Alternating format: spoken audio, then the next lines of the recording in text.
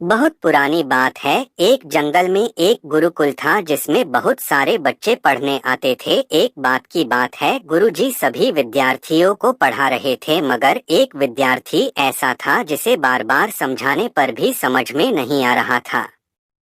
गुरुजी को बहुत तेज से गुस्सा आया और उन्होंने उस विद्यार्थी से कहा, जरा अपनी हथेली तो दिखाओ बेटा। विद्यार्थी ने हथेली गुरुजी के आगे कर दी। हथेली देखकर गुरुजी बोले, बेटा तुम घर चले जाओ, आश्रम में रहकर अपना समय व्यर्थ मत करो, तुम्हारे भाग्य में विद्या नहीं है। शिष्य ने पूछा, क्यों गुरुजी? गुरुजी ने कहा, तुम्हारे हाथ में विद्या की रेखा नहीं है।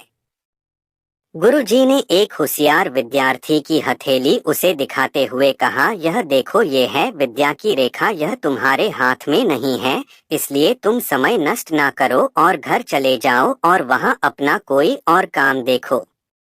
यह सुनने के बाद उस विद्यार्थी ने अपने जेब से एक चाकू निकाला जिसका प्रयोग वह रोज सुबह अपनी दातुन काटने के लिए करता था। उस चाकू से उसने अपनी हाथ में एक गहरी लकीर बना दी। हाथ में खून बहने लगा। तब वह गुरुजी से बोला, मैंने अपने हाथ में विद्या की रेखा बना ली है। गुरुजी यह देखकर गुरुजी द्रवित हो गए और उन्होंने उस विद्यार्थी को गले से लगा लिया। गुरुजी बोले, बेटा तुम्हें विद्या सीखने से कोई ताकत नहीं रोक सकती है। दृढ़ निश्चय और परिश्रम हाथ की रेखाओं को ही बदल देती है।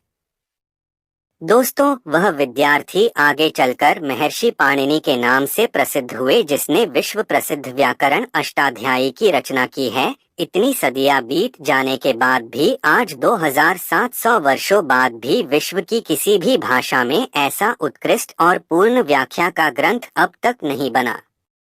तो दोस्तों, इस कहानी की शिक्षा ये है कि लोग चाहे जो भी बोले, हम हर एक को गलत साबित करते हुए अपनी लगन और कठिन परिश्रम के दम पर जो चाहे वो सब कुछ हासिल कर सकते हैं।